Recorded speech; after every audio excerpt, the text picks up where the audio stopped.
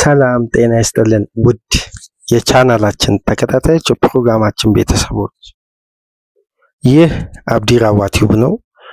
ፕሮግራማችንን ላይክ በማድረግ እንዲጀምሩ አዲስ የሆናችሁ ሰብስክራይብ በማድረግ ለዚህ ቻናል ቤተሰብ እንድትሆኑ እንዲሁም ይህንን ፕሮግራም ከሀገር ውጭ የምታደምጡ የቻናላችን ተከታታዮች በሱፐር ታንክስ ድጋፍ እንድታደርጉ በተለይ የሊቨርፑል ደጋፊዎች ይህንን ፕሮግራም በተለየ ድጋፍ እንድታደርጉ በሱፐር ታንክስ የአክብሮት ግብዣችን ነው። ከሀገር ውጭ የምታደምጡ የቻናላችን ተከታታዮች በሀገራችን የምትገኙ ደግሞ ላይክ በማድረግ የዚህን ፕሮግራም ተደራሽነት ከፍ እንድታደርጉ ላይካችሁ በእጅጉ ይጠቅመናልና ላይክ አድርጉ። አዲስ ከሆናችሁ ደግሞ ሰብስክራይብ ማድረጋችሁ እንዳትረሱ፣ የደወል ምልክቷን በመጫን ፕሮግራም በምንለቅበት ወቅት ቤተሰብ እንድትሆኑ ይረዳልና የኖቲፊኬሽን ምልክቷን መጫናችሁን እንዳትዘነጉ። በተጨማሪም የማስታወቂያ ባባ ማካኝነት ለውድ የቻናላችን ተከታታዮች አስተላልፍልኝ ብሎ ነው እንግዲህ አባ በቀጥታ ትዕዛዝ የሰጠኝ። በዩቲዩብ ቻናል ላይ በቅርብ ጊዜ ውስጥ በሀገራችን እግር ኳስ አልፎም ከሀገራችን ውጪ በዲኤስቲቪ በልዩ ትንተና የምታውቁት ማርኮስ ኤልያስ አሁን በዩቲዩብ ቻናል መጥቷልና ግሎባል ስፖርት በሚል ገብታችሁ የዩቲዩብ ቻናሉን የኛ አድማጮች በአጠቃላይ በተቻላችሁ አቅም ሼር ያደረጋችሁ የማርኮስ ኤልያስን የዩቲዩብ ቻናል ሰብስክራይብ እንድታደርጉ በአክብሮት እንጋብዛለን። ምርጥ አገራዊም ከሀገር ውጭም ያሉ በርካታ ጉዳዮችን በመተንተን በተለይ በሀገራችን እግር ኳስ በሚሰጠው ትንታኔ ለማመን የሚከብድ በጉግል የማይገኙ ታምራዊ የሆኑ ትንተናዎችን በመስጠት የሚታወቁ ማርኮስ ኤልያስ አሁን በዩቲዩብ በኩል መጥቷል። ግሎባል ስፖርት ከማርክ ጋር ቆይታ እንድታደርጉ ከፍ ያለ ዕውቀት የምትቀስሙበትን የዩቲዩብ ቻናል ሰብስክራይብ አድርጉ። እኛም በዲስክሪፕሽን ቦክሳችን ላይ የሱ ሊንክ እናስቀምጥላችኋለን። ካልሆነ ደግሞ ግሎባል ስፖርት ብላችሁ ሰርች በማድረግ በቀጥታ ይመጣላችኋል። በነጭ ሎጎ ግሎባል ስፖርት ተብሎ የተጻፈ ከ600 በላይ ሰብስክራይብድ በዚህም ወቅት ያለው ምርጥ የዩቲዩብ ቻናል መጥቶላችኋል። እንግዲህ በምስል በሚታይ ቪዲዮ ነው በቻናሉ በኩል እየተለቀቀ የሚገኘው። የቻናላችን ተከታታዮች የሊቨርፑል ደጋፊዎች፣ የአርሴናል፣ የማንቸስተር እኛን ከ23000 በላይ አድማጮች አሉንና እናንተ በአጠቃላይ ትብብር አድርጋችሁ የማርኮስ ኤልያስን የዩቲዩብ ቻናል ሰብስክራይብ እንድታደርጉ በአክብሮት እኔም አባም እንግዲህ በቀጥታ አስተላልፍ ብሎኝ ነው። እኛም ሰብስክራይብ አድርገን ያደመጥን ነው የምንገኘው። ከፍ ያለ ዕውቀት የምትማሩበት ነው። ግሎባል ስፖርት ዊዝ ማርኮስ ኤልያስ የሚል ነው። ከ620 በላይ ሰብስክራይብ ያለው የዩቲዩብ ቻናል ነውና ሰብስክራይብ እንድታደርጉ በአክብሮት እየጋበዝን በዚህኛው ፕሮግራማችን የምንመለከተው እንግዲህ የአርነ ስሎት ሊቨርፑል ከኤርገን ክሎፕ ጋር በተመሳሳይ ቡድን ነገር ግን በተለያየ የጨዋታ መንገድ፣ የጨዋታ ስታይል፣ የጨዋታ ስትራክቸር በሌላ የጨዋታ መልክ ደግሞ የፕሪሚየር ሊጉን ዋንጫ ማሳካት ችሏል። በ2019-20 የኤርገን ክሎፕ ቡድን ያሳካበት መንገድ የአርነ ስሎት ሊቨርፑል በተመሳሳይ በተቀራራቢ መንገድ አሳክቷል። ግን ያሳካበት ደግሞ ሂደቱ ያጨዋወት ስታይሉ ደግሞ የተለያየ ነው። ነገር ግን የዚህ ቡድን ደግሞ ሙሉ የግንባታው ትልቁ ኢንጂነር ደግሞ የኤርገን ክሎፕ ናቸው። ማኔጅ ማድረግ ቡድኑን ስታይሉን ቅርጹን የተገነባበት መንገድ እንዳለ ሆኖ መሰረቱን ሳይስት ነገር ግን ያጨዋወት ቅርጹን በመቀየር ደግሞ መልክ አስይዘው ለድል ያበቁት ደግሞ አርነ ስሎት ናቸው። ስለዚህ ያንደኛውም ክሬዲት ያንደኛውም ግንባታ ዕውቅና ሊሰጠው ይገባል።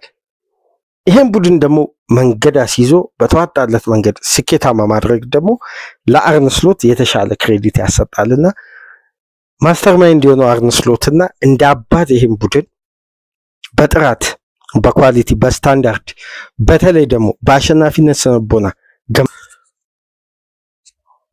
የኤርገን ክሎፕ ምስጋና ያቀረብን ይሄን ፕሮግራም እንጀምራለን።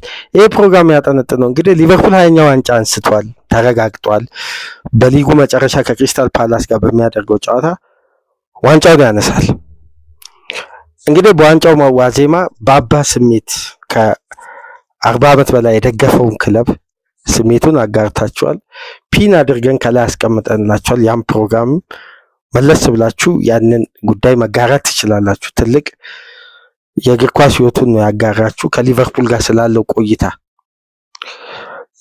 ስለ ዋንጫው ስሜት የተለያየ ጉዳይ በወቅቱ አንስተናል። ግን ይሄን የመሰለ ድል ለማጣጣም እንግዲህ እንደ ሚዲያ እንደ ዩቲዩብ አቅራቢ ደግሞ በየጊዜው የሚመጡ ፕሮግራሞች ይሄን የሊቨርፑልን ጉዳይ እየደጋገምን ከአድማጮች ጋር ቆይታ እንዳናደርግ የሻምፒየንስ ሊግ የአውሮፓ ሊግ ተደራራቢ ፕሮግራሞች እንግዲህ ይሄን ስሜት አጥፍቶ ሳይሆን ጊዜውን የጠበቀ ፕሮግራም መስራት ስላለብን የአርሴናልን፣ የማንቸስተርን፣ የቼልሲን፣ የሌሎች ክለቦችን የነ ባርሳን፣ ማድሪድን ስንሰራ ይከረም ነውና አሁን ደግሞ ጊዜው ቅዳሜና እሑድ ሲመጣ የሀያሉ ሊቨርፑል የእንግሊዝ እግር ኳስ ሀያሉ ክለብ መሆን የቻለበትን 20ኛውን ድል ያስመዘገበበት በድጋሚ ወደ ቀድሞ ሀያልነቱ የተመለሰበትን ከማንቸስተር ዩናይትድ ጋር እኩል የሊጉን ዋንጫ በማንሳት መቀመጥ የቻለውን በሁሉም ውድድሮች ደግሞ በእንግሊዝ እግር ኳስ ብቸኛ ክለብ የሆነበትን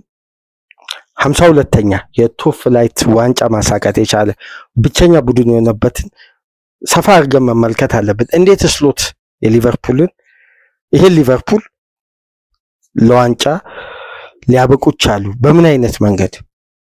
የአሰልጣኙ ስትራቴጂ፣ የቡድን ግንባታው፣ ፍልስፍናው እንዴት ነበር ስሎት አመጣጣቸው? የሊቨርፑል ደጋፊዎች እምነት በመላው ዓለም ከሚገኙ ሊቨርፑል ደጋፊዎች በተለየ ሁኔታ እኔ ብቻ አሰልጣኙን ደግፌ እንደሚሳካለት እርግጠኛ ሆኜ የዘንድሮ ውድድር ዓመት ከመጀመሩ ቀደም ብለን ከአባ ጋር በ59 እና በ54 ደቂቃ ፕሮግራም ክፍል 1 እና ክፍል 2 ስንሰራ መጀመሪያ የደወለልን ያዕቆብ ከኖርዌይ ነበር። ከኔ ጋር በቀጥታ በስልክ መነጋገር የቻለው አረ አንተ አባትን አድምጥ ከ40 ዓመት በላይ ኳስን አይቶ እንዴት እሱም የሱን ሐሳብ ነው እኔ መጋራው እኔም ስጋት አለኝ ብሎ የመጀመሪያ አድማጫችን ሐሳቡን የሰጠ። ከዛም በኋላ ወደ 7-8 አድማጮች ደውለው አንተ እንደ ልጅነቴ አባትን በደንብ አድምጥ፣ ስሎትን በመጀመሪያ ዓመት ይሳካለታል ብለ እርግጠኛውን አታውራ፣ ነገር ግን ያቀረብከው ክራይቴሪያም አሳማኝ ነው፣ ግን ይሄ ፕሪሚየር ሊግ ነው፣ አርቴታ 5ኛ ዓመቱን የሚይዝበት ዋንጫ ለማሸነፍ ከፍተኛ ኢንቨስት ያደረገበት ነው፣ ፔፕ ራሱን አስተካክሎ የሚመጣበት ነው። በርካታ ነጥቦችን አንስተውልኝ ከአድማጮች ጋር በውስጥም በዚህ ሚዲያም ተወያይተናል። ግን በመጨረሻ የሆነው አርነ ስሎት ተሳክቶላቸው እንግዲህ የኔ ሐሳብ አሸንፏል። እኔ ለማለት ሳይሆን የኔ ሐሳብ አሸንፏል። አሰልጣኙ በሊቨርፑል ቤት ይሳካላቸዋል የሚለው ጉዳይ መጨረሻም በዚህ የዋንጫ ድል በዚህ ስሜት የሊቨርፑል ደጋፊዎች የማይጨርሱት እስከ ቀጣይ የውድድር ዓመት ድረስ የሚዘልቅ ደስታ እንዲያገኙ ምክንያት ሆኗል። በመነሻነት ደግሞ እኔ አሰልጣኙ ላይ በግሌ እምነት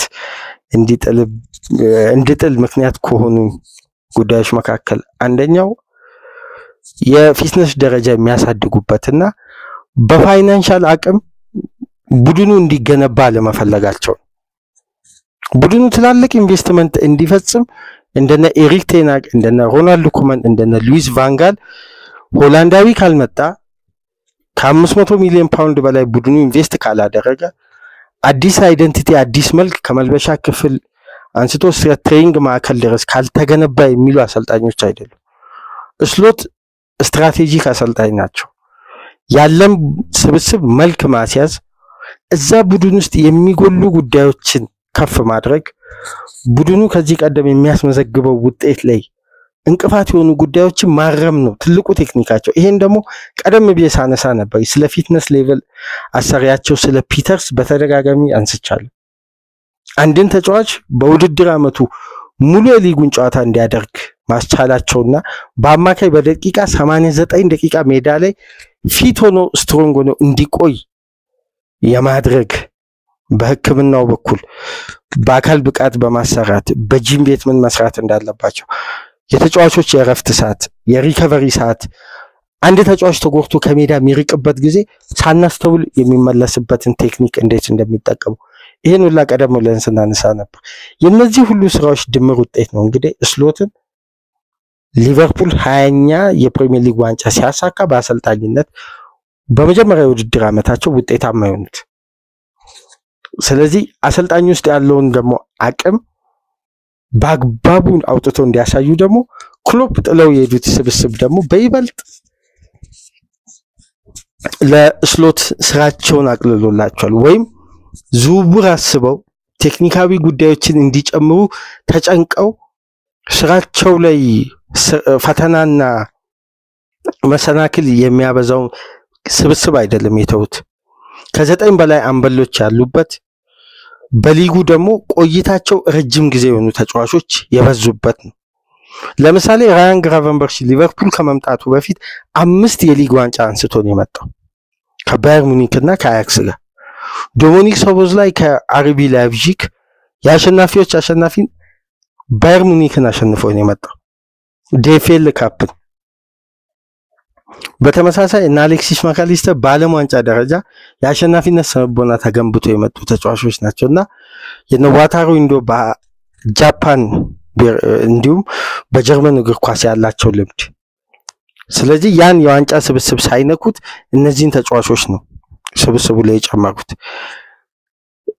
ክሎፕ ለስሎት ስራቸውን ካቀለሉባቸው ምክንያቶች መካከል የሲኒየር ተጫዋቾች አገልግሎት ደረጃ የላቀ የሆኑትን ተጫዋቾች አቆይተው ነገር ግን ለውጥ የሚያስፈልግበት ፖዚሽን ላይ ስርነቀል ለውጥ አድርገው ነው የሄዱት። ለምሳሌ ኮርቲስ ጆንስ፣ ሃርቪ ኤሊየት እነዚህ ሁለት የአካዳሚ ወጣት ተጫዋቾች ጆንስ የአካዳሚ ኤሊየትም ያው የአካዳሚ በሉት ከፉላም በ5 ሚሊዮን ፓውንድ እስከሚያመጡ በ15 አመቱ ነው ያመጡት። የተውት ስኳድ በእነዚህ 6 አማካዮች ሊቨርፑል እንዴት የውድድር አመቱ ጠብቆ እንደሄደ ስለኋላው የተከላካይ መስመር 9 አመት በዚህ ብቃት እንዲያገለግሉ ጥንቅቅ አድርገው ነው ክሎፕ ሄዱት። ገና ቫንዳይክን ለተጨማሪ አመት ይቆያል። ኩላቴ በሊቨርፑል ቤት ሜጀር ትሮፊ የሚባሉት ዋንጫ የማሳካቱ የካራቦ ካፕ እና ኤፍኤ ካፕ። ስለዚህ የተጫዋች በትልቅ ስታንዳርድ ከነ ቫንዳይክ ደረጃ ዋንጫ የማንሳት ሪከርዱ እንዲነሳ ይፈልጋል። አዲስ ፍላጎት ማለት ነው። የአካዳሚን ተጫዋች ከግዢ ተጫዋቾች ጋር እንዴት ስብስቡን ክሎፕ ባላንስ አድርገው እንደሄዱ ስናስብ በራሱ ስራ አቅልለው ነው የሄዱት። ይሄ ነው ሊቨርፑላዊነት። ጥለው የሚሄዱትን ጉዳይ እንኳን አስተካክለው መልካስ ይዘው ነው የሄዱት። ከሄዱ በኋላ እንኳን ስራቸው ሳይቋረጥ በሌላ ሚዲያ እንደሰማችሁት ከጨዋታው በኋላ ስሎቱን በሰጡት መግለጫ በውስጥ ደግሞ ከዘ ታይምስ ጋር ባደረጉት ረጅም የ2 ሰዓት ኢንተርቪው ጋር ስንመለከት ከኤርገን ክሎፕ ጋር ቴክስት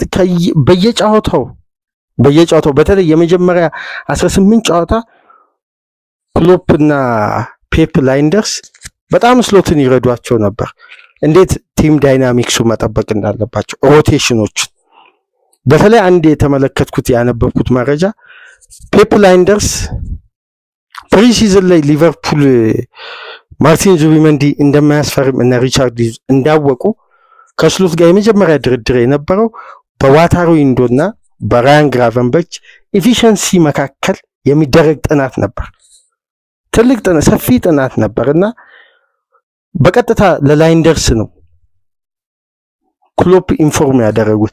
ስሎት በተሻለ የአማካይ ስፍራ ባላንስ የውድድር አመቱ የመጀመሪያ ዙር እቅዱን ማን ላይ ነው መተግበር ያለበት ወይም የማንን ጉልበት ቆጥቦ ማንን ነው መጠቀም ያለበት እንዴት ነው ባላንስ ማድረግ ያለባቸው የሚል ቀጥታ ጥያቄ ነው የጠየቁት። ላይንደርስ የሰጠው ትልቁ ትንታኔ በጣም የሚያስገርም ነበር። አምና ለካስ የዋታሮ ኢንዶ አገልግሎት ከራያን ግራቨንበርግ ከፍ ያለው የተጫዋቹ ኤፊሺየንሲ በበቂ ሁኔታ ሊያገለግል ከእድሜው ካለው አካል ብቃት ፍጥነት የሊጉ ጉልበት አብዛኛው ነገር ተለክቶ ኤንዶ በመጣ አመት ነው በዛ እድሜው በዛ ፍጥነት ነው ሊያገለግል የሚችለው። ከስሎት አጫዋወት ጋር ደግሞ የፓስ አቅሙ የተለያዩ ጉዳዮችን ጥናቶችን ካደረጉ በኋላ ራያን ግራቨንበርክ አንደኛ ቡድን ውስጥ አንድ አመት መቆየቱ የሚያዳብረው ልምድና ብቃት ያገኘውን ደቂቃ ደግሞ ከክሎፕ ጋር ቆይታ ያደረገበት ሲስተምና ስሎት ሊሰጡት ያቀዱትን መንገድ በጋራ በመወያየት ነው ራያን ግራቨንበርክ 6 ቁጥር ቦታ ላይ እንዲጫወት ይወሰኑ። የዚህን ያክል ታክቲካዊ ትንተና ሁላ በጋራ ሼር ሲያደርጉ ነበር።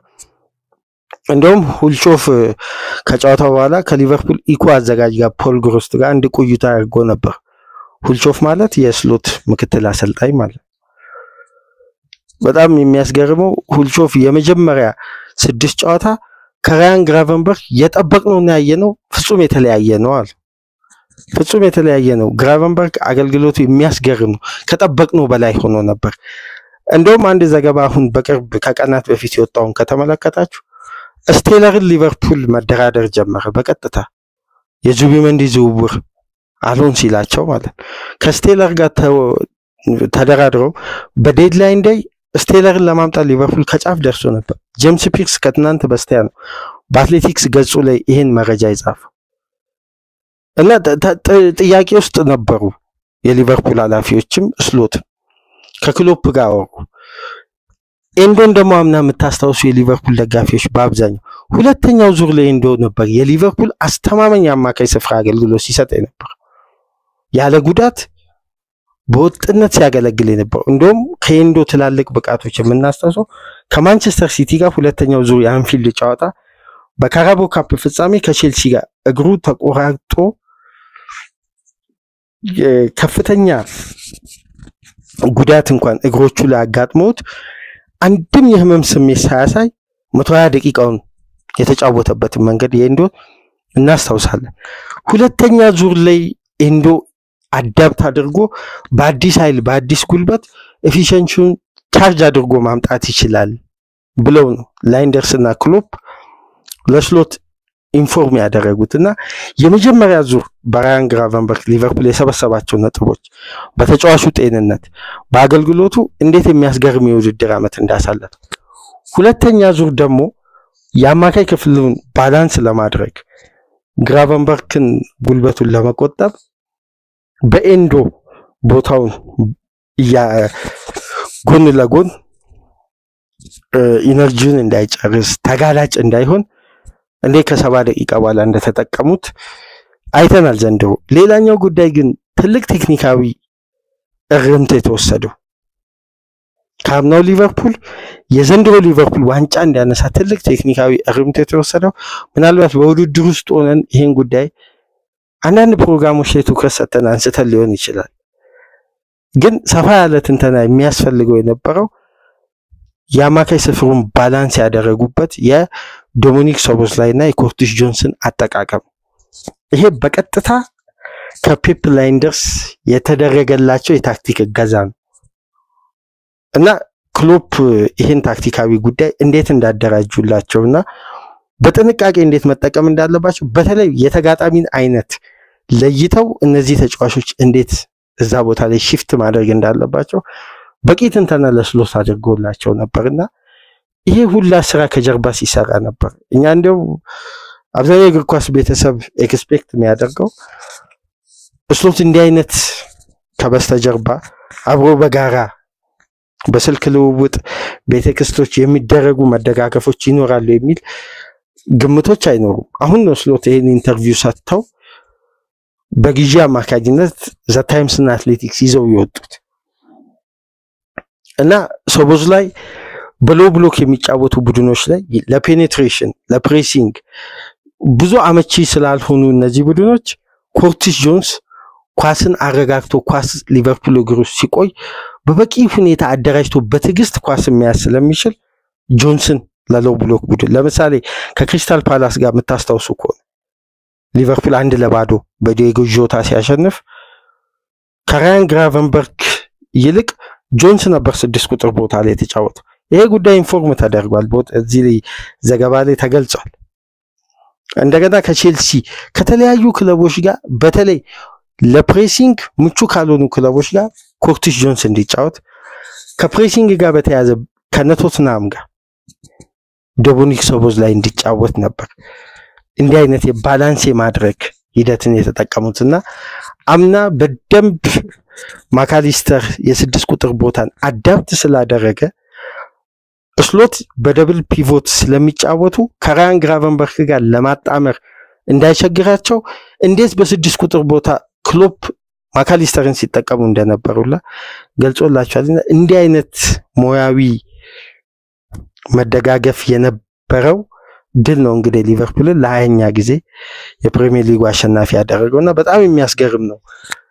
መረጃውን ከተመለከትኩ በኋላ የተለያየ ቀናት ነው የወጣውና ከተመለከትኩኝ በኋላ በጊዜው ከነበሩ መረጃዎች ጋር በተያያዘ እንግዲህ ትንሽ ዘጌት ብሎ ነው ለእናንተ የደረሰው። አንዱ ለቀን ሆኖታል ይሄ መረጃ ከወጣ። ግን ተመሳሳይ አይነት የበላይነት ወስደው ነው የክሎፕ ሊቨርፑል 1920 ላይ ዋንጫውን ሲያሳካ የነበረው ቁጥርን እንመለከታለን። የስሎት ሊቨርፑልም የወሰደው ብልጫ ተመሳሳይ ነው። ግን ያጫወት መንገዳቸው ምን ያክል ደግሞ ልዩነት እንደነበሩና ለዚህኛው ላጫወት ልዩነት እንኳን በሐሳብ ደረጃ ያ ኢንቴንሲቲን ከኢነርጂና ከኃይል ጉልበት ፍጥነት ከሚጠይቅ አጫወት ቀላቅሎ የሚጫወተው የኤርገን ክሎፕ ቡድን ይሄ ደግሞ ትንሽ እርጋታን በሚፈልግ ቡድን ውስጥ የዚህ አይነት ሐሳብ ማቅረብ በራሱ የክሎፕን የሰፋ የእግር ኳስ ዕውቀት ምንመለከትበት ፖሴሽንም ቤዝድ ሆኖ ቡድን ይገነባ ኬዮስ እግር ኳስ የሚጠቀም የኢንቴንሲቲ ቡድንም ይሁን የኤርገን ክሎፕ ምን ያክል ሞያዊ ገዛ ሲያደርጉ እንደነበርም የምንመለከትበት ነው። ግን የስሎትና የክሎፕ ቡድንን ለመለያየት ማለት ያጫወት ቅርጻቸውን ለመለያየት ሜዳ ላይ ከሚታየው እንቅስቃሴ በተጨማሪ ቁጥሮች የሚነግሩን ደግሞ የተለያዩ እውነታዎች አሉ። ለምሳሌ የ2019-20 ቡድን በአማካይ በጨዋታ 2.6 ነጥብ ያሳካል 2.6 የዘንድሮ ሊቨርፑል 2.4 ነጥቦችን ያሳካል በጨዋታ። ይሄ ማለት ተቀራራቢ ነው። ወደ ጨዋታዎች ብንቀይረው ወደ ጨዋታ ብንዘረዝረው ይሄን ጉዳይ የክሎፕ ሊቨርፑል 4 ተከታታይ ጨዋታ ቢያሸንፍ የስሎት ሊቨርፑል ከ3 በላይ ጨዋታ ያሸንፋል 4 ያልተጠጋ። ያ ማለት 3 አሸንፎ አንዳቸው ይወጣል ማለት ነው በአማካይ። ይሄ ወደ ጨዋታ ቁጥር ስንቀይረው ማለት ነው። ስለዚህ ተቀራራቢ አይነት ዶሚኔት አለ። የክሎፕ ሊቨርፑል 12 ነጥብ ሲያሳካ የስሎት ሊቨርፑል 10 ነጥብ ያሳካል ማለት ነው። የማሸነፍ ሬታቸው 84.1 ነው የ2019-20 የክሎፕ ሊቨርፑል። የዘንድሮ የስሎት ሊቨርፑል 73.5 ነው። ይሄ ሰፊ ጋፕ አለ። ምክንያቱም ያ ቡድን በፕሪሚየር ሊግ እግር ኳስ ታሪክ ታይቶ በማይታወቅ ሁኔታ 7 ጨዋታ እየቀረው ዋንጫውን ያሳካው 7 ጨዋታ 21 ነጥብ ነበር ትርፍ የክሎፕ ሊቨርፑል ዋንጫውን ሲያሳካ 23 ተከታታይ ጨዋታ አሸንፎ ነው በ24ኛው ዋትፎርድ ሊቨርፑል ኢንቪንሲብል እንዳይሰራ ያደረገ አንደኛው ቡድን ዋትፎርድ ነበር በዛ የውድድር ዓመት። በተለይ እስማኤል ሳር ያው የክሪስታል ፓላስ አጥቂ 2 ግብ አስቆጥሮና ያኛው ሊቨርፑል የበላይነቱ የሚያስደነግጥ ነው። ምናልባት ላይደገም የሚችል የበላይነት የመጀመሪያ 23 ተከታታይ ጨዋታ ማሸነፍ በራሱ ከባድ እግር ኳሳዊ ጥንካሬ ይጠይቃል። 23 የፕሪሚየር ሊግ የመጀመሪያ ጨዋታ በታሪክ ያሸነፈም ክለብ የለም እና ያ ቡድን በጨዋታ 2.2 ግብ ያስቆጥራል። ግን ያሁኑ የስሎት ሊቨርፑል ደግሞ 2.3 ግብ ነው የሚያስቆጥረው የ0.1። ይሄ ማለት የስሎት ሊቨርፑል በአንድ ጨዋታ የሚቆጠርበት የግብ መጠን ስለሚያንስና የሚያስቆጥረው 2 ጎል በላይ ስለሆነ የፈጠረው ባላንስ ነው። ነገር ግን የሚቆጠርበት ግብ የሁለቱም የክሎፕ 19-20 ላይ የሚገኘው ቡድን የዘንድሮም 0.9 ግብ ነው በአማካይ የሚያስተናግዱት። አንድ ግብ አይሞላም ማለት ነው። ይሄ ተመሳሳይ ያለው የበላይነት ቅድም መግቢያ ላይ ያልኩት ይሄንን ነው። በዚህ ቁጥር ተቀራራቢ ናቸው። ነገር ግን ኳስን በመቆጣጠር የማጥቃት እንቅስቃሴ ላይ የተቀየረው ለውጥና የኢንቴንሲቲ እግር ኳስ ለመቀነስ ስሎት የወሰዱት እርምት ለተጫዋቾች ጤንነት ለአንድ የውድድር ዓመት ብቁ እንዲሆኑ አሁን እያጣጣማችሁ ለምትገኙት ድል ሊቨርፑል እንዲበቃ ካስቻሉ ምክንያቶች መካከል በዋነኝነት ኢንቴንሲቲ መቀነስ።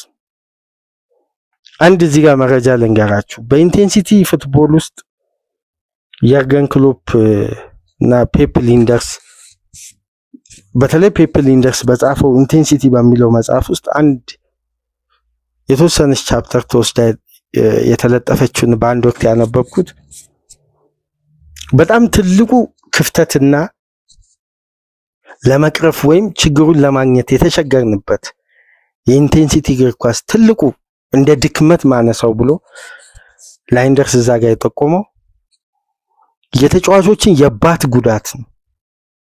በኢንቴንሲቲ ፉትቦል የሚጫወት ቡድን ውስጥ ይሄ የባት ጉዳት በጣም ሊደጋገም እንደሚችልና አንዳንዴ ከሕክምና ባለሙያዎች አቅም በላይ ሊሆን እንደሚችል እዛ ጋር ሊንደርስ ይጠቅሳል።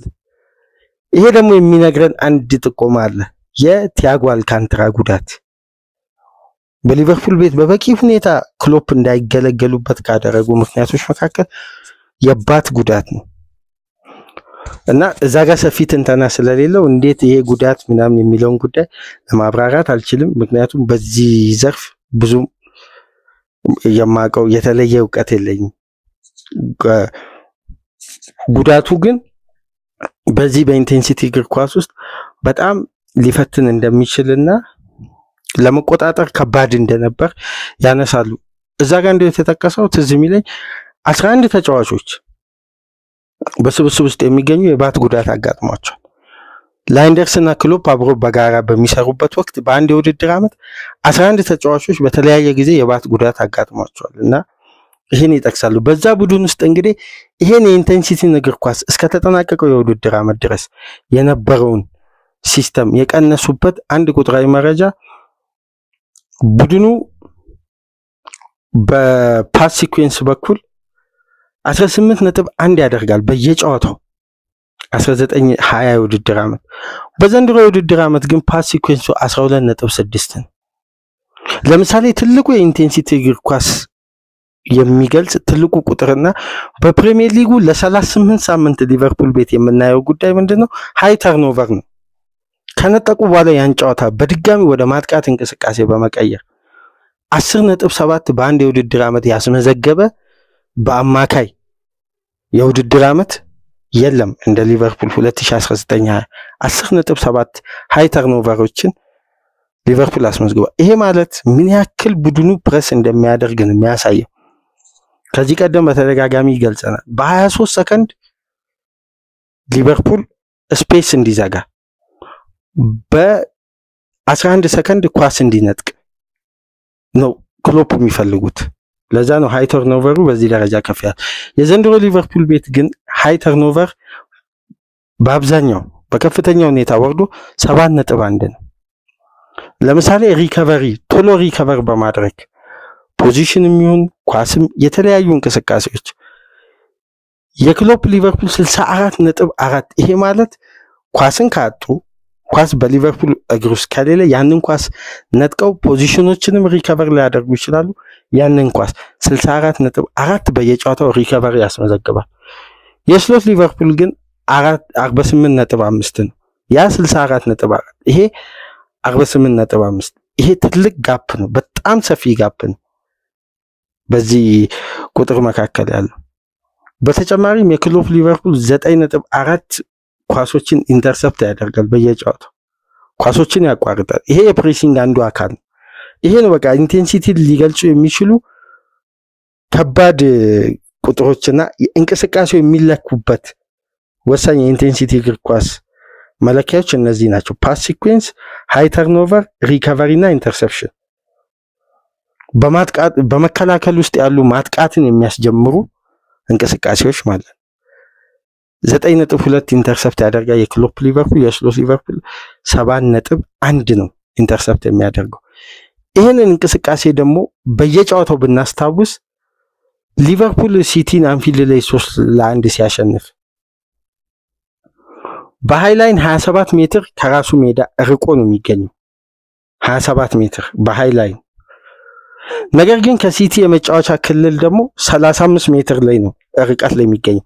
መሀሉ እንዴት ተቀራርቦ ለፈጣን ፕሬሲንግ አንዱ ተጫዋች ስፕሪንት ሲያደርግ ሁለተኛው ሊከተል እንደሚችል ይሄን ስፔስ ተመልከቱ በመሃል ያለው። ነገር ግን የስሎት ሊቨርፑል ከሲቲ የመጫወቻ ክልል ይቅርታ የክሎፕ ሊቨርፑል ከራሱ የመጫወቻ ክልል 36 ሜትር ላይ ነው ርቀት ላይ ነው የሚገኘው፣ ከተጋጣሚ የመጫወቻ ክልል 27 ሜትር። ነገር ግን የስሎት ሊቨርፑል 21 ሜትር ነው ከራሱ የመጫወቻ ክልል ርቆ ከሲቲ ጋር ሲጫወት የነበረው። ከሲቲ የመጫወቻ ክልል 37 ሜትር። ይሄ ማለት ኮምፓክት ለመሆን የስሎት ሊቨርፑል የሚፈልገው። የክሎፕ ሊቨርፑል ግን ለስፕሪንት ነው ሰፊ ቦታ የሚተው። ያ ማለት ፕሬስ ለማድረግ አሁን ኮምፓክት መሆን ቡድን አንደኛ ያረጋጋል፣ በመከላከል ውስጥ ያለውን ጥንቃቄ ከፍ ያደርጋል። ቶሎ ለመንጠቅ ከሚደረግ ርብርብ ይልቅ ተጋጣሚን ለመልሶ ማጥቃት ሊዳርግ የሚችልበት ፖዚሽን ላይ እስከሚገኙ ድረስ እፎይታን ያገኛል በተደራጀ ኮምፓክት ስትራክቸር ማለት። ክሎፕ ጋር ግን አንድ የሚገርመኝ ያጫወት መንገድ በአንድ ወቅት 2022 ላይ ነው መሰለኝ ሊቨርፑል እና ማንቸስተር ሲቲ በሚያደርጉት ጨዋታ በአንድ አጋጣሚ የትሬንት አሌክሳንደር አርኖልድ የእጅ ኳስ ለመወርወር ወደ መጣያው ቦታ ላይ ከሄደ በኋላ ኳሱን ለፋቢኒዮ ያሻግሮ ፋቢኒዮ ኳሷን ቀይሮ ወደ አንዲ ሮበርትሰን በሚያሻግርበት ወቅት አርኖልድ እየተራመደ ወደ አማካይ ስፍራ እየሄደ የርገን ክሎፕ በጣም ነው የጮሁት ሜዳ ውስጥ እስከሚሰማ ድረስ። አንድ ተጫዋች ለሰከንድ ሜዳ ውስጥ ጃም ማድረግ ይሄ ጆክ ማድረግ የመራመድ ለሰከንድ አይፈልጉም። አንድ ተጫዋች ሁሌም ለስፕሪንት ራሱ እንዲያዘጋጅ ከመራመድ ይልቅ ይሄ እንደ መሮጥ እንቅስቃሴ ውስጥ ሆኖ ነው ኳስን ሁሌ መጠበቅ ያለበት። እንቅስቃሴ ውስጥ ያልሆነ ተጫዋች ለፔኔትሬሽን ወይም ለስፕሪንት ባንዴ መንደርደር አይችልም። አንዱ የኢንቴንሲቲ አስተሳሰብ ነውና ይሄንን በአንድ ኢንተርቪው አርኖልድ አንስቶ ነበር እና ክሎፕ የዚህን ያክል ነው አጫወታቸው ለኛ ለእግር ኳስ ተመልካቹ በጣም ማራኪ፣ እዛ ሜዳ ውስጥ ለሚገኙ ለተጫዋቾቹም ሁሌ ንቃትና ኢነርጂ ያለው ጨዋታ ነውና በዚህ ደረጃ ነው ሲስተሙ ልዩነቱ። ስሎት ምን ያክል የአስተሳሰብ ለውጥ እንዳደረጉ የተቀበሉት ተጫዋች ለዚህ ሲስተም ራሱ ብቁ መሆኑ የክሎፕም ክሬዲት ከፍ ያለ ነው፣ የስሎትም ማኔጅመንት የሚደነቅ ነው። ከዚህ ኬዮስ እግር ኳስ መረጋጋትን የሚመርጥ ቡድን ለመቀየር እንኳን ምንም አይነት ሲዝን ጊዜ ሳይፈልግ በቀጥታ ወደ ስኬት ይዞ መምጣት በጣም ከባድ ነውና የስሎትንም ሞያ ማድነቅ ያስፈልጋል። የክሎፕ በዚህ ኢነርጂ በዚህ አይደንቲቲ መገንባቱ በይበልጥ ተጫዋቾችን ለአንድ ለሚመጣ ሚሽን እንዴት ዝግጁ መሆን እንዳለባቸው ክሎፕ አስተካከሉ። ስሎት ይህን ስርዓትን በእንዲ ማኔጅመንት ቀጠሉ። እስቲ ስለ ፖሴሽን እና ፋስት ብሬክ ፈጣን ሽግግር በማድረግ የ2019-20 ቡድን ፋስት ብሬክ በማድረግ 1.0 ነው ያስመዘገበው። የዘንድሮ ቡድን ግን ለፋስት ብሬክ በተለይ በመሐመድ ሳላህና ሰቦዝ ላይ አርኖልድ መካከል ያለው ፈጣን ሽግግርና ፈጣን ሃይ እዛ የሳላን ፖዚሽን ተጠቅሞ ሊቨርፑል ግብ እንዲያስቆጥር የሚጠቀሙበት መንገድ ትልቁ ሚና ነበርና በዚህ ከፍ ያለ ነው። ነገር ግን የክሎፕ ሊቨርፑል በተሻለ ሁኔታ ኳስን ይቆጣጠራል 63.5%፣ የስሎት ሊቨርፑል ደግሞ በአማካይ 57.6% እና በዋነኝነት የሚነሳው የአንዲ ሮበርትሰንና የአርኖልድ አገልግሎት በስሎትና በክሎፕ ምን ያክል እንደተቀየረና ሊቨርፑል በይበልጥ ኮምፓክት መሆንን እንደመረጠ የሚያሳይ አንድ ቁጥር አነሳላችኋለሁ። ከዛ በፊት ግን ከ10 በላይ ክፍት ከሆኑ እንቅስቃሴዎች በፓስ ሲኩዌንስ በኩል የተዋጣለት እንቅስቃሴ የሚያደርገው። ይሄ ማለት በኢንቴንሲቲ በፈጣን ሽግግር መልሶ በማጥቃት ውስጥ ከ10 በላይ ክፍት ከሆኑ እንቅስቃሴዎች የተሳኩ ፓስ ሲኩዌንስ በማድረግ የክሎፕ ቡድን 18.1 ሲያደርግ የስሎት ሊቨርፑል 14.3 ክፍት ከሆነ እንቅስቃሴ ፓስ ሲኩዌንሶችን ከ10 በላይ ማድረግ ይችላልና ምን ያክል መረጋጋት እንደሚፈልግ የስሎት ቡድን በእንዲህ መልኩ እንመለከታለን። ግን ምረት የሌለሽ እንቅስቃሴ ለማድረግ ወይም ገዳይ ለመሆን የክሎፕ ሊቨርፑልን እንደምታውቁት ማኔም ይሳት፣ ፈርሚኒዮም፣ ሳላም፣ ዋይናልደምም፣ ሚልነርም፣ ሄንደርሰንም፣ ፋቢኒዮም፣ እነ ኬይታ እነ ቻምበርሊንም ይሳቱ። ክሎፕ የመጀመሪያ ምልክት የምታዩት ያጨበጭባሉ። ድገሙት ነው። ስተት በድግግሞች ነው ሊጠፋ የሚችለው ብሎ ነው ማለት ሙከራ እየሞከረ ነው አንድ ነገር ወደ ፐርፌክሽን ይመጣል ብለው ክሎፕ የሚያምኑትና ሲሰቱ ያጨበጭባሉ። አንድም ቀን አይቃወሙም እና ትላልቅ እድሎችንና ግቦችን በማስቆጠር የስሎት ሊቨርፑል የዘንድሮ የተሻለ ነው ከክሎፕ ሊቨርፑል 2.2 በአማካይ የ2019-20 ቡድን ያስቆጠራል። የዘንድሮ 2.3 በዛ የውድድር ዓመት የክሎፕ ሊቨርፑል 2.9 ነው ቢግ ቻንሶችን በጨዋታ ክሬት የሚያደርገው። የዘንድሮ ሊቨርፑል ግን 4.1 ነው። ይሄ ማለት በፊት መስመር በኩል ያለው ጥምረትና ልምድ ምን ያክል በየጊዜው አድጎ ተሻሽሎ ለዚህ ደረጃ እንደበቃ የሳላ በሊቨርፑል ቤት የምን ጊዜው ምርጡን መሐመድ ሳላን ያየን ነው። በሊቨርፑል ቤት ቆይታው እንደ ዘንድሮ ምርጡን ሳላን አላየን። ከመጣበት የውድድር ዓመት በላይ ዘንድሮ ምርጥ እንቅስቃሴ ያሳየ ነው። ይሄም አንዱ መነሻ ነው። ስለዚህ የሳላ እስቲ ተጽዕኖ በክሎፕ ሊቨርፑል እና በስሎት ሊቨርፑል ውስጥ ያለውን ልዩነት አሁን በ1920 ቡድን ውስጥ ሳላ 19 ግብ ነው ያስቆጠረው። በዘንድሮ ግን 28 ግብ ነው። በዛ ሊቨርፑል ውስጥ 10 አሲስት ነው ማድረግ የቻለው። በዘንድሮ ግን 18 አሲስት ነው። የ1920 ቡድን ምን ያክል ኦርጋናይዝድ ነው እንደ ቡድን ግብ እንደሚያስቆጠር ምንመለከተው። የሳላ ግብ በመቶ ሊቨርፑል ካስቆጠራቸው ግብ ውስጥ 34.1 በመቶ ነው የሚይዘው። ሳላ ግብ ላይ ቀጥተኛ ተሳትፎ ያደረገበት 29 ግብ ላይ። የዘንድሮ ሊቨርፑል ግን ምን ያክል የሳላን አገልግሎት እንደሚፈልግ ምንመለከተው 57.5 በመቶ ሳላ በሊቨርፑል ግብ ላይ ቀጥተኛ ተሳትፎ አድርጓል። ይሄ የሚያስገርም ነው የሳላ ተጽዕኖ በስሎትና በክሎፕ ውስጥ። ስለዚህ የመጨረሻውና ትልቁ ጉዳይ የሁለቱ ፉልባኮች አገልግሎት ነው።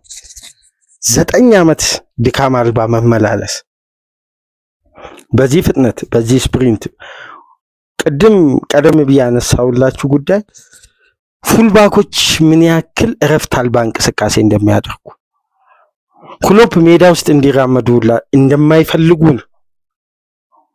ለስፕሪንት ዝግጁ እንዲሆኑ ነው ሁሌም ብቁ እንዲሆኑ ክሎፕ የሚያዘጋጃቸው የነበረውና በዛ የውድድር ዓመት ተከላካዮቹ 6 ግብ ነው ያስቆጠሩት በጋራ አርኖልድና ሮበርትሰን። ነገር ግን 25 አሲስት አድርገዋል። 25 በድምሩ 31 ግብ ላይ ተሳትፈዋል ሁለቱ ፉልባኮች። በእንግሊዝ ፕሪሚየር ሊግ ታሪክ ሁለት ፉልባክ በአንድ የውድድር ዓመት ሻምፒዮን በሆነ ቡድን ውስጥ 31 ግብ ላይ ቀጥተኛ ተሳትፎ ያደረገ ሁለት ፉልባክ የለም በግራም በቀኝም በኩል።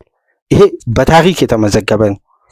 እንደምታውቁት 61 እና 60 አሲስት በማድረግ አንዲ ሮበርትሰን እና ትሬንት አሌክሳንደር አርኖልድ ናቸው የምን ጊዜም የፕሪሚየር ሊግ ከፍተኛ ቁጥር ያለውን አሲስት ያደረጉ ሁለቱ ተጫዋቾች ናቸው ከፉልባክ በኩል። በዘንድሮ ግን ሁለቱ ተጫዋቾች በጋራ እንደውም ከፉልባክ 3 ግብ ነው ሊቨርፑል ያገኘው። አሲስት ያገኘው 7 ነው። በድምሩ 10 ግብ ላይ ነው ተሳታፊ የሆኑት። የሚያስገርመው ነገር ያ ቡድን 31 ግብ ላይ ተሳታፊ ያደረጋቸው ፉልባክ ከ5 ዓመት በኋላ እነዚህ ሁለት ፉልባኮች ናቸው ዛሬ ላይ ሊቨርፑልን ሻምፒዮን ያደረጉት። ነገር ግን በተለያየ ሚናቸው ሌላ ነበር። በዛ የውድድር ዓመት ምን ያክል ሜዳውን እንደሚያካልሉ በዚህኛው የውድድር ዓመት ደግሞ በራሳቸው የመጫወቻ ክልል መከላከሉን አዘንብሎ ማጥቃትን ከራስ ሜዳ እንዲያስጀምሩ ኮምፓክት በመሆን ይሄ አሁን ከፍተኛ ለውጡን የሚያሳይ ትልቅ የታክቲክ shift እንደነበር የሚያሳይ ቁጥር ነው። አንዲ ሮበርትሰን እና ትሬንት ከሚያደርጉት ኦቨርላፕ ይልቅ ሞር ቡድኑ የሚመጣበትን ጫና በመከላከል በኩል እንዲወጡ ነው ስሎት ያደረጉት። ይሄ ደግሞ ካላቸው አቅም ከሰጡት አገልግሎት ሽግግር ላይ እንዳለ ቡድንና ታክቲካሊ አዳፕት ያደረገ እንዳለ ቡድን አጥቅቶ አደጋን ከመፍጠር ይልቅ አደጋን መቀነስ የሚችሉበትን ታክቲክ ነው። ስለዚህ አሳድገውም አብቅተውም አዘዋውረውም አቀናጅተውም ትተው ለሄዱት ክሎፕም በመሰናዶ ደግሞ ውጤታማ ቡድን ማብቃት የቻሉት ስሎትም የሚደነቁበት የሊቨርፑል 20ኛው ዋንጫ ስኬት ይሄ ነው። ቀሪውን ጉዳይ ደግሞ ከአባ ጋር በእሁድ ከቼልሲ ጋር ቼልሲዎች ጋርድ ኦፍ ኦነር እንደሚሆኑ እያጨበጨቡ ሊቨርፑሎችን እንደሚቀበሉ ኤንዞ ማሬስካ በትናንት ጋዜጣዊ መግለጫቸው ገልጸዋል። የመጀመሪያው ቡድን እንግዲህ ቼልሲ ሆኖ ነው ነገ ምሽት 12 ሰዓት ተኩል የሚጀምረውና በድረ ጨዋታው ደግሞ ከአባ ጋር በሌላ ሐሳብ ተመልሰን እንመጣለን። ከተመቻችሁ ላይክ አድርጉ፣ አዲስ የሆናችሁ ሰብስክራይብ በማድረግ ከሀገር ውጭ የምትገኙ ደግሞ ድጋፋችሁ በእጅጉ የሚያስፈልገን ሰዓት ላይ ያለነው በሱፐር ታንክስ ድጋፍ አድርጉ። በሌላ ፕሮግራም ተመልሰን እንመጣለን። ያው ከጉንፋን ጋር በተያያዘ የድምጽ ለውጥ ሊኖር ይችላልና ከልብ ይቅርታ እየጠየቅን የማስታወቂያ አንድ ጥቆማ ለማድረግ ያክል ነው። ግሎባል ስፖርት ከማርኮስ ኤልያስ ጋር የዩቲዩብ ቻናል ማርክ ተመልሷል። በአገራችን እግር ኳስ ትንተና በውጭ በዲኤስቲቪ ስርጭት የምታውቁት ምርጡ ጋዜጠኛ እንግዲህ በዩቲዩብ መጥቷልና ግሎባል ስፖርት ከማርኮስ ኤልያስ ጋር የሚለውን የዩቲዩብ ቻናል ሰብስክራይብ እንድታደርጉ በአክብሮት እየጋበዝን መልካም የረፍት ቀን እንዲሆን ተመኘው። ሰላም ቆዩ።